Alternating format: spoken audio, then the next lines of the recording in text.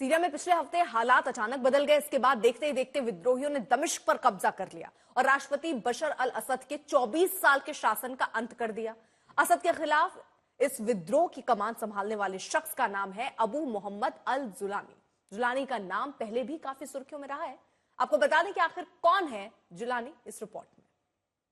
Syria के विद्रोही गुट हयात तहरीर अल शाम ने पूरे सीरिया पर कब्जे की घोषणा कर दी है।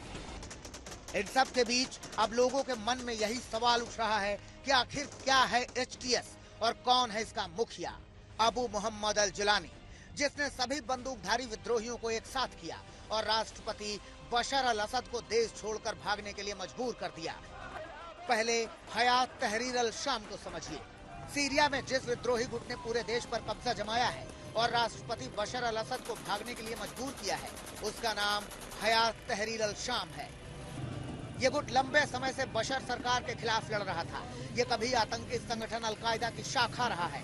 हालांकि 2016 में इस संगठन ने खुद को अलकायदा से अलग कर लिया था।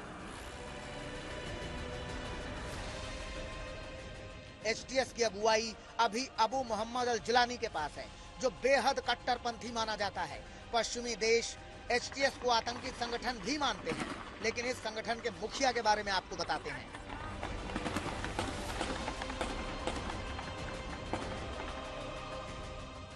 हयात तहरीर अल शाम का मुखिया अबू मोहम्मद अल जुलानी एक इस्लामिक नेता है, लेकिन वो खुद के आधुनिक होने का दावा करता है। अब जुलानी ने एचटीएस को अलकायदा से अलग किया था, तभी से ही इसका मकसद सीरिया की सत्ता से बशर अल असद सरकार को हटाना था।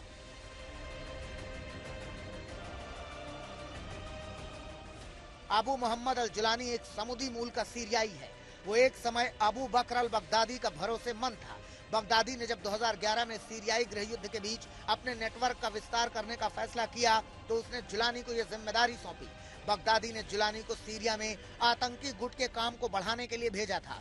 अक्टूबर 2019 में एक अमेरिकी हवाई हमले में बगदादी तो मारा गया, तो उसका गुट बिखर गया, लेकिन सीरिया में अल जुलानी ने लगातार खुद को बनाए रखा।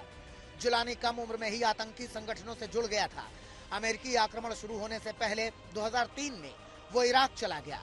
वहां वो गिरफ्तार भी हुआ और 2008 में रिहा होने तक जेल में रहा।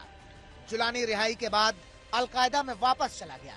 जुलानी ने सीरिया में अलकायदा की सीरियाई शाखा जबात अल नुसरा की स्थापना की। बाद में उसने खुद को अलकायदा और आईएसआईएस से अलग करने की कोशिश में अपने गुट का नाम बदलकर तहरीर अल शाम कर दिया। अब जुलानी सीरिया पर कब्जा कर रहा है और बशर अल असद की सत्ता को जड़ से उखाड़ रहा है। आज तक ब्यूरो।